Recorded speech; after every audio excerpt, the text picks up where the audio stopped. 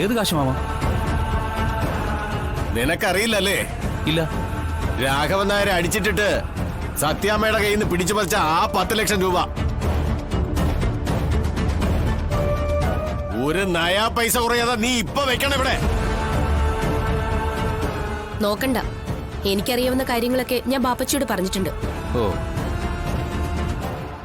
ആ പാവങ്ങൾ ആ അച്ഛനെ ചികിത്സയ്ക്ക് കൊണ്ടുപോകാൻ വേണ്ടി ഉണ്ടാക്കിയ പൈസയാ.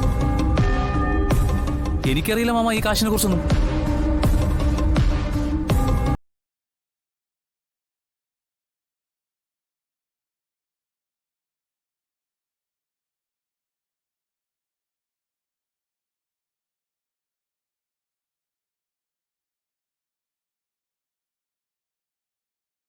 ഇരു ചെവി അറിയാതെ ആ കാശ് കൊണ്ടുപോയി കൊടുത്ത് പ്രശ്നം സോൾവ് ആക്കാം.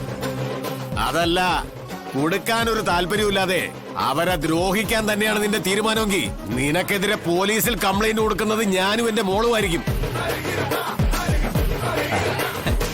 അത് ശരി. അപ്പൊ മാമ കൽപ്പിച്ചു കൂട്ടി ഇറങ്ങിയിരിക്കുകയാണല്ലേ?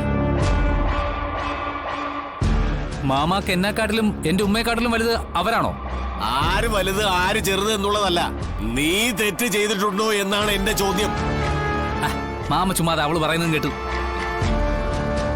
എനിക്ക് വിശ്വാസവഞ്ചന കാണിക്കാൻ പറ്റില്ല നസീറേ. എന്നെ വിശ്വസിക്കുന്നവരെ ചതിക്കാനും പറ്റില്ല. നീ പണം എടുത്തിട്ടുണ്ടെന്ന് നിനക്ക് ഞങ്ങൾക്കും അറിയാം. ആ പണം തിരിച്ചു കൊടുക്കുകയല്ലാതെ മറ്റൊരു മാർഗവും നിന്റെ മുൻപിലില്ല. ഇനിയും നീ ആ പണം കൊടുക്കാൻ മനസ്സുകൊണ്ട് തയ്യാറാവുന്നില്ലെങ്കിൽ നിനക്കെതിരെ നിയമ നടപടികളുമായിട്ട് മുന്നോട്ട് പോകാനേ എനിക്ക് കഴിയൂ. അവസാനമായി ഒരിക്കൽ കൂടി നിന്നോട് ചോദിക്കുക, ആ പണം നീ അവർക്ക് കൊടുക്കുന്നുണ്ടോ ഇല്ലയോ? മാമ എവിടുന്നോ വന്ന ഒരു ബന്ധവും ഇല്ലാത്ത അവർക്ക് വേണ്ടി മാമ എനിക്കെതിരെ കേസ് കൊടുക്കും. നീ നന്നാവണമെന്ന് ഞാൻ മനസ്സുകൊണ്ട് ആഗ്രഹിക്കുന്നുണ്ട്. അതുകൊണ്ട് ഞാൻ പരാതി കൊടുക്കും. ഒരു ബന്ധവും ഇല്ലാത്ത എവിടുന്നോ വന്ന വല്ലവർക്കും വേണ്ടി നിങ്ങൾ എനിക്കെതിരെ തിരിയുമെങ്കിൽ എനിക്കതൊന്ന് കാണണം. എന്താ എനിക്കെതിരെ നിങ്ങൾ ചെയ്യാൻ പോകുന്നത്? ചെയ്ത് കാണിക്കി. എന്നെ ഒറ്റാനാണ് ശ്രമമെങ്കിൽ എന്താ ചെയ്യേണ്ടതെന്ന് എനിക്കറിയാം. നീ നന്നാവണമെങ്കിൽ പോലീസിന്റെ നല്ല ഇടികിട്ടണം. ഇല്ലെങ്കിൽ നാടിനും വീടിനും നാട്ടുകാർക്കും വെറുക്കപ്പെട്ടവനായി നീ മാറും. പൊതുശല്യമായിട്ട് തന്നെ നീ മാറും.